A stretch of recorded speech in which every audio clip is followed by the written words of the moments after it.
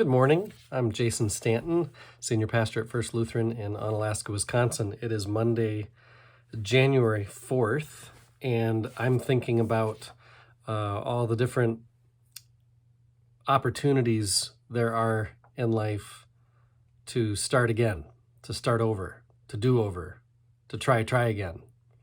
All the different ways of saying that.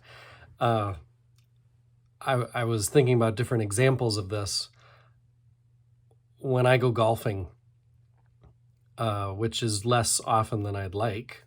It's one of my pastimes in the summertime. I should say the non-snow time, because I've been known to go out when it's too cold in the spring or the fall too. But oftentimes, especially when you're not, and it's almost always that I'm not playing for any serious reason. I'm just out there to play.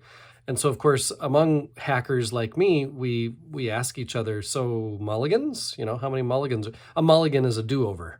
You hit a shot and it goes somewhere else, and you're like, well, that can't count, right? It's one thing to be aiming at the green and you're a little short left or right or whatever, but like to just go off into the woods because you almost missed the ball completely. Sometimes you may choose to, do a little mulligan action. But even if you are able and agreed upon with whoever you're playing with to not be doing mulligans, there's also a sense in golf when I play 18 holes that after the first 9, let's say the first 9 holes are just terrible and I'm struggling in every facet, there's something about getting up to the 10th tee. They say they call, if you're not a golfer, they call that the turn. You make the turn from the front 9 to the back 9. There's something about at the 10th tee feeling like, okay, starting over, like let's new 9, right? And golf has that sense that, with every hole, it's like a new hole. Let's try again. Video games. I know a lot of people this year in the midst of pandemic with kids stuck inside, a lot of people got PlayStation 5, or RAM 5 now, or Nintendo Switches, lots of games. The VR, I can't remember what that stands for, but the goggles you put on your face, and it's like virtual reality. That's what it stands for.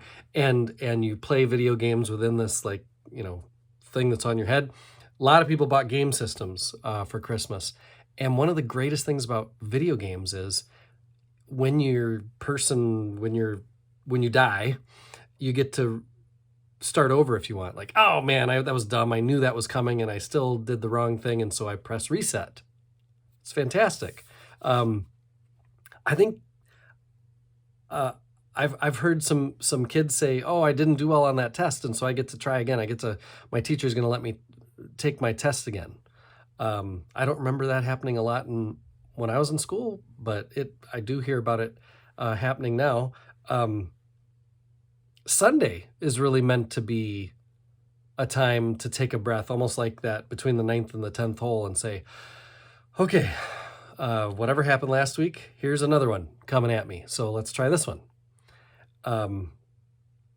New Year's, right? That's why I'm talking about this. That's why it's on my mind.